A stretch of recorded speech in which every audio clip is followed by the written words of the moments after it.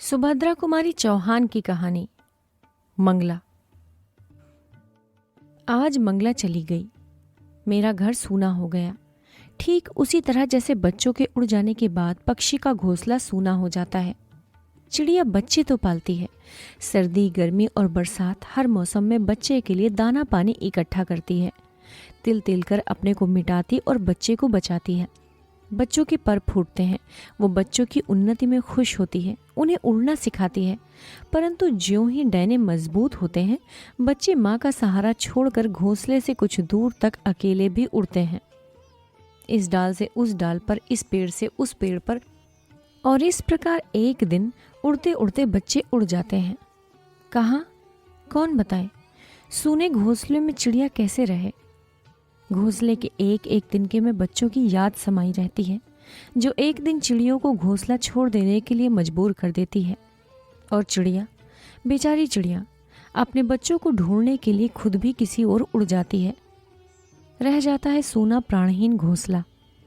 उसे बच्चों के साथ साथ चिड़िया की भी याद आती है, और प्रतीक्षा करते करते कभी किसी हवा के झोंके से समझौता कर तिनके तिनके अलग होकर अलग अलग दिशा में वो भी अपनी चिड़िया और अपने बच्चों की खोज में उड़ जाता है। ना जाने कब से ये क्रम चल रहा है और अनंत काल तक चलता रहेगा। सब चिड़ियों के बच्चे उड़ जाएंगे और सब चिड़िया उन्हें खोजने के लिए उनके बाद घोंसला सूना करके उड़ जाया करेंगी। पर बेटी को विदा करके माँ क्या करे? वो तो बेटी के साथ ससुराल नहीं जा सकती और ना घर ही छोड़ सकती है। जिस घर की एक एक चीज में मंगला की याद समाई है, एक एक फूल पत्ती में वो दिखती है, उसी घर में आज मंगला नहीं और मैं हूँ। और फिर मंगला जैसी लड़की। अनेक बार मेरे मुंह से निकला है, ईश्वर हर एक माँ बाप को मंगला जैसी लड़की दे। वो तो केवल मेरी लड़की न थी, मेरी सब कुछ वही थी, मेरी माँ, मेरी गुरु, मेरी मित्र, और इसके बाद भी मेरी बच्ची। आज भी वो उतनी ही बच्ची है, परंतु उसके साथ साथ ज्ञान और शिक्षा के ऊंचे स्तर पर पहुंचकर भी अभिमान उसे छू नहीं गया है। वो अपनी परीक्षा के दिनों में भी घर का मेरा प्रायः सभी काम करने के बाद पढ़ने बैठती थी, और आज मेरी मंगला चली गई है।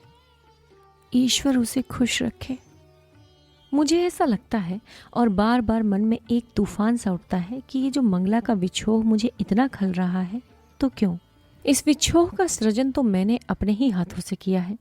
मंगला तो विवाह की इच्छुक न थी, और वो बार बार मुझसे यही कहती रही, अपनी गोद से तुम मुझे अलग ना करो अम्मा। तुमने मुझे पढ़ा लिखा के इतनी बड़ी बनाया है, तुमने अभी तक मेरे लिए कष्ट उठाया है, अब अपनी सेवा का अवसर दो। और मैं मंगला के विवाह के लिए बड़ी उत्सुक थी। अपनी बेटी को योग्य साथी के साथ करके निश्चिंत होना चाहती थी। उस दिन जब बीए का रिजल्ट निकला और मंगला पास हो गई अच्छे डिवीजन और अच्छे नंबरों के साथ, तो मुझे कितनी प्रसन्नता हुई उस दिन। मंगला एक मजदूरनी की बेटी, स्वयं भी अपनी माँ के साथ मजदूरनी की तरह काम करने में भी कभी संकोच न करती थी। फर्स्ट डिवीजन लेकर पास हुई। मैंने उसी खुशी में एक दिन मंगला से कहा, बेटी अब तुम बीए पास हो गई हो, अब मैं तुम्हारी शादी करना चाहती हूँ। कोई योग्य साथी तुम्हारे लिए खोज सकूं तो मैं बिल्कुल निश्चिंत हो जाऊं। संतान के प्रति माँ बाप की जो जिम्मेदारी होती है वो पूरी हो जावे। उस दिन मंगला ने इस बात को मजाक समझा, किंतु इस चर्चा को गंभीर होते देखकर वो मुझसे बोली, अम्मा तुम मेरे विवाह की चिंता मत करो, मैं विवाह नहीं करना चाहती। ये तो जरूरी नहीं है कि सभी लड़कियां शादी करें। मैं तो तुम्हारे साथ ही रहकर तुम्हारी ही सेवा करना चाहती हूँ। अभी तक तुमने कष्ट उठाया है, अब मैं तुम्हारे लिए कुछ करूँगी, तुम्हें आराम से रखूँगी। जब मैं कुछ करने धरने लायक हुई तब मैं विवाह करके कहीं जाना नहीं चाहती। एक माँ अपने बच्चे से इससे अधिक क्या कुछ और चाहती है? सच, मेरा मातृत्व सफल हो गया। मैं एक योग्य संतान की माँ हूँ, इससे मुझे बड़ा संतोष मिला। इस बेटी से अलग होकर मुझसे भी न रहा जाएगा, ये मैं जानती थी। पर इसी बीच सुदर्शन से भी कई बार मिल चुकी थी, और सच तो यह है कि मैं सुदर्शन को भी प्यार करने लगी थी। सुदर्शन मेरी मंगला के लिए जितना अच्छा साथी बन सकेगा, उतना अच्छा लड़का मैं शायद ही कहीं खोज सकूं। इसीलिए चाहती थी मंगला ये विवाह स्वीकार कर ले। मैंने मंगला से कहा, बेटी मेरा विश्वास है कि शादी तो तुम्हें करना चाहिए। मैं सदा जीती न रहूंगी और तुम्हें एक साथी का अभाव खटकेगा।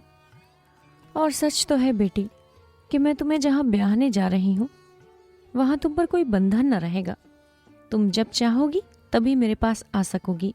यहाँ रहना या ससुराल जाना तुम्हारी इच्छा पर रहेगा। बेटी ने लापरवाही से हंसकर जवाब दिया था। ये सब अम्मा विवाह से पहले की बातें हैं। विवाह के बाद पुरुष पत्नी को अपनी संपत्ति समझने लगता है।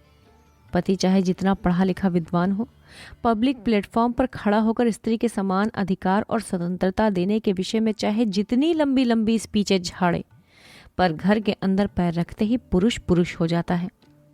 स्त्री यदि उसकी इच्छाओं को अपनी इच्छा न बना ले, उसके इशारे पर आंख कान बंद करके न चले तो खैर नहीं। पास पड़ोस के घरों में, इन शिक्षित परिवारों में जो कुछ होता है वह सब जानबूझकर भी तुम क्यों चाहती हो कि मैं विवाह कर लूं? फिर तुम मेरे स्वभाव को भी जानती हो। मैं किसी के इशारे पर आंख कान बंद करके नहीं चल सकती। मैं किसी की इच्छा को अपनी इच्छा नहीं बना सकती। और सच बात तो यह है कि तुम्हें छोड़कर मुझसे कहीं जाया ना जाएगा। तुम जिसके साथ मुझे ब्याहोगी वो मुझे अपने साथ जरूर ले जाना चाहेगा, अभी चाहे कुछ भी कहे। मैंने कहा, ये तो मैं समझती हूँ बेटी, पर सुदर्शन ऐसा नहीं करेगा। वो बहुत ही भला और नेक लड़का है। उसने मुझसे वादा किया है कि वो तुम्हारी इच्छा पर कभी अपनी इच्छाओं को न ला देगा। मंगला कुछ गंभीर होकर बोले, जो तुम चाहो माँ वो करो। मैंने जैसे सदा तुम्हारी बात मानी है उसी तरह तुम्हारी इस बात को भी मान लूंगी, परंतु मैं खुद तो शादी बिल्कुल नहीं करना चाहती। और मंगला चली गई मेरे लिए एक प्याला चाय तैयार करने। मैं बड़ी देर तक मंगला की बातों पर विचार करती रही और मेरी आंखों के सामने अतीत के न जाने कितने सुखद और दुखद चित्र खींच गए। सोचा, नहीं, मंगला की इच्छा के विरुद्ध उसका विवाह नहीं करूंगी। कल मैं सुदर्शन से साफ साफ कह दूंगी। वो धनी है, शिक्षित है, सुंदर है, विनयी है। उसके लिए लड़कियों की कमी न रहेगी। बहुत सी लड़कियां मिलेंगी। मेरी मंगला मेरी रहेगी। दूसरे दिन वादे के अनुसार सुदर्शन आया। मैंने उसे प्यार से बैठाला। उसे देखते ही मेरा विवाह न करने का निश्चय कुछ हिल सा गया, परंतु मैं संभली। मैंने कहा, सुदर्शन, जैसा तुम जानते हो विवाह मैं खुद तो करना चाहती हूँ, पर मंगला विवाह के लिए तैयार नहीं है। मुझे छोड़कर जाने की कल्पना से भी वो सिहर उठती है और विवाह के बाद ससुराल उसे जाना ही पड़ेगा। यही कारण है वो विवाह नहीं करना चाहते। सुदर्शन का चेहरा उतर गया। वो बोला, ऐसी बात तो नहीं है कि विवाह के बाद उन्हें आपको छोड़कर जाना ही पड़ेगा। जाना ना जाना तो उनकी इच्छा पर रहेगा, और वैसे तो विवाह के बाद भी वो चाहे तो आपके पास ही रह सकती हैं। मुझे कोई शिकायत ना होगी। मैंने पूछा, तुम्हारी माँ को भी कुछ ना लगेगा? वो भी रहने देंगी? सुदर्शन बोला, अम्मा मेरे किसी मामले में दखल नहीं देती। मैंने कहा, सुदर्शन, ये सब बातें मैं मंगला से कह चुकी हूँ। वो कहती है कि विवाह के पहले लोग दूसरे स्वर में बोलते हैं और विवाह के बाद उनका स्वर बदल जाता है। सुदर्शन कुछ हताश सा होकर बोला, वैसे आप लोग मुझ पर विश्वास ही ना करें तो कोई चारा नहीं है, पर मैं कहता हूं कि मैं जो कुछ कहता हूं उस पर अमल करूंगा। आप यदि मेरी परीक्षा लेना चाहें तो मैं 20 साल तक केवल इस आशा पर रह सकता हूं कि मंगला मुझसे विवाह करेगी, परंतु यदि ये विवाह ना हुआ तो मैं बहुत दुखी जरूर हो जाऊंगा। दुखी होने पर भी मुझसे कोई अपकार ना होगा। मैं रास्ते से अलग हो जाऊंगा। और मेरा माँ का हृदय जो ठहरा, मैं द्रवित हो उठी। मैंने कहा, अब तुम्हें कुछ कहने की जरूरत नहीं है। मैं प्रयत्न करूंगी तुम दुखी ना होगे और तुम्हें 20 साल तक ठहरने भी ना दूंगी। सुदर्शन चला गया। दूसरी सुबह मंगला से चाय पीते पीते मैंने कहा, मंगला बेटी, मैं चाहती हूं कि तुम ये विवाह स्वीकार कर लो। मेरा ये थका तन और थका मन ना जाने किस घड़ी बुझ जाए। तुम किसी योग्य साथी के साथ रहोगी तो मैं शांति से मर भी सकूंगी, नहीं तो मरने के बाद भी मैं शांति नहीं पा सकूंगी। और मंगला, मेरी मंगला ने कहा, जिससे तुम्हें शांति मिले माँ, उसी में मेरा सुख है। तुम जो चाहो करो। फिर इस प्रकार विवाह तय हुआ और हो गया। विवाह के समय मंगला ससुराल से 2-4 दिनों में ही लौट आई, और वो 2-4 दिन काम की अधिकता तथा मेहमानों की भीड़ भाड़ में कैसे निकल गए कुछ जान ही नहीं पड़े। पर आज तो ये सूना सूना घर काट खाने को मुंह वाए खड़ा है। हर पेड़ पत्ती और फूल जिधर आंख उठाती हैं, हर जगह मंगला ही मंगला। मंगला के अतिरिक्त और कुछ सूझता ही नहीं।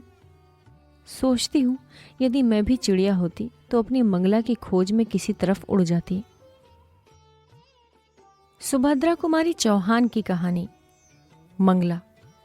कथावाचक सोनम।